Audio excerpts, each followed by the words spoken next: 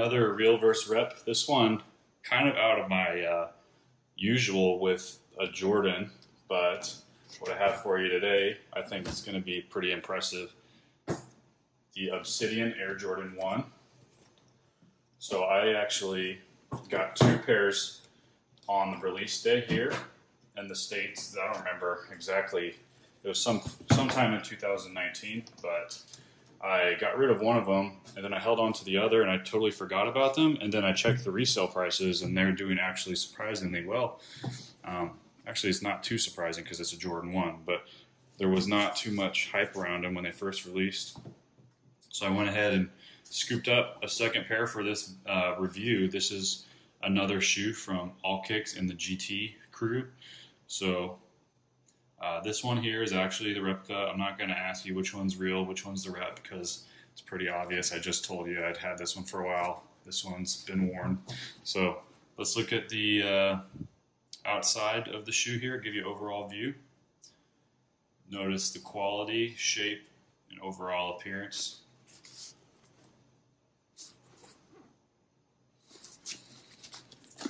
And then here's the authentic version. I've worn this one probably a dozen times, I'd say. Not too much. Yeah, actually no star loss. Heel looks good, it's just a little dirty. So, my overall first impressions, I actually thought that I received an authentic version here in the mail. When I opened this up, I was really surprised. And it took me a little while to actually try to find any differences between the two. And I do remember on the other retail version that I had purchased, it had leather just like this, where it's not as buttery.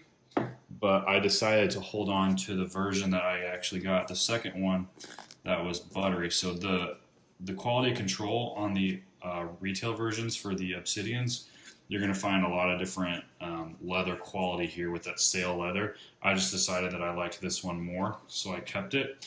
Whereas if I would have kept the other one, I'm telling you, it would have been exactly the same as this one from GT. So let's go ahead and compare them to. So when you're looking at the lateral side, I want you to notice the toe box there on the authentic. And they have a nice, good low profile here on the GT batch. So that looks basically the same to me.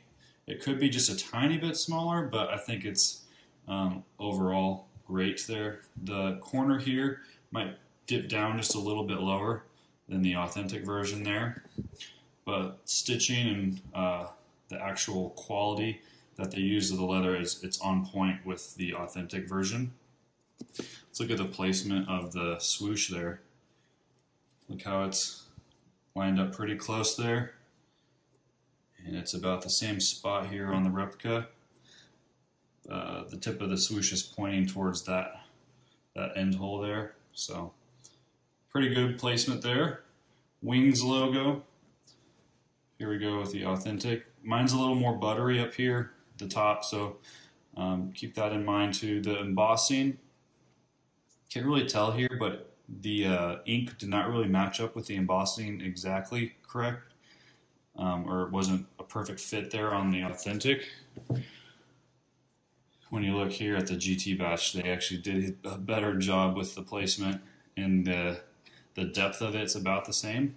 I will say here that the squishiness or the softness of the ankle collar feels the same, even though that the leather is a little different. That feels sturdy, just like the authentic version here. Look at the placement of the Nike Air logo, and then the thickness of the tongue. It's nice and puffy. So there's the placement of the authentic. I think that that looks pretty spot on to me. The only difference is that this might be a little bit lighter, the sky blue that they use. Otherwise, very good placement. And then this tongue is a little bit thinner, but I actually think that the little bit of thickness with this is going to be comfier when wearing. Let's look at the hourglass shape authentic version here. And mind you, I have worn this, so some of that hourglass has gone away a little bit, but you can still see it's pretty good and defined. Looking at the rep, good hourglass shape there. So very, very good job with the whatever last that they used to create this.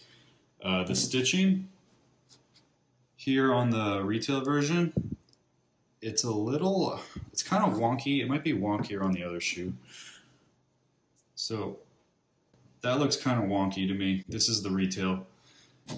And then the rep, it's nice. Look how clean that is.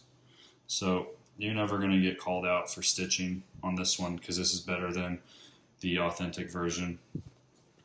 I also did forget it has the point there at the tip. Nice point there. Authentic version. Did I show you the midsole yet? Let's check the midsole out. Color of the midsole and texture. The only difference, I think, is that this one is just a tiny bit heavier, so the shoe overall is going to feel a little bit heavier on foot, but not too much. I mean, it's the Travis Scott that I had earlier, it was a lot heavier, but this one is more accurate with the weight distribution. This one, you can see corner here, the leather, you can see the tips of it. Same thing here with the rep, you can see that. So good job. Inside shoe, look at the stitching placement here. And decent placement here. This is a little bit more buttery on the inside. And then let's look at the toe box. So there's a shoe tree in here. Let me take it out so you can see what the responsiveness of the leather is. Sorry, bumping the camera. There you go. So look at the responsiveness here on the authentic. And it's responsive as well here. So that's one test I've seen. Do that on the authentic. Should do the same. So some reps you push down and that won't bounce back up. One thing that I did notice I was really shocked with about this shoe is the smell test. So I did notice that smelling them, they have that authentic Air Jordan 1 smell. And if you know what I'm talking about, then you know. They smell the exact same. The best way I can describe it is if you go to like one of those arcade places and there's a whole bunch of those brand new rubber bouncy balls just sitting in your hand and you take a big whiff of that. That's what that Air Jordan 1 distinct smells like, is distinctively smelling like. So they did a good job with the smell, even I don't know what that is even correlated to. So I'm just double checking here the back of the tag here on the rep. You can have a look there on the authentic. The tag here, they use the QR on the authentic. Notice how clear the tag is. The font they use is pretty, it's pretty thin. There goes a better look. And then on the replica, it's just a little bit more bold. Nothing major, but you can tell it's just a little bit more bold. I have worn off that Nike Air on the inside of my shoe, but there's what it looks like on the replica. And yeah, man, good quality overall. These are, I was gonna say, probably one of the best replicas I think I've ever seen. So shout out.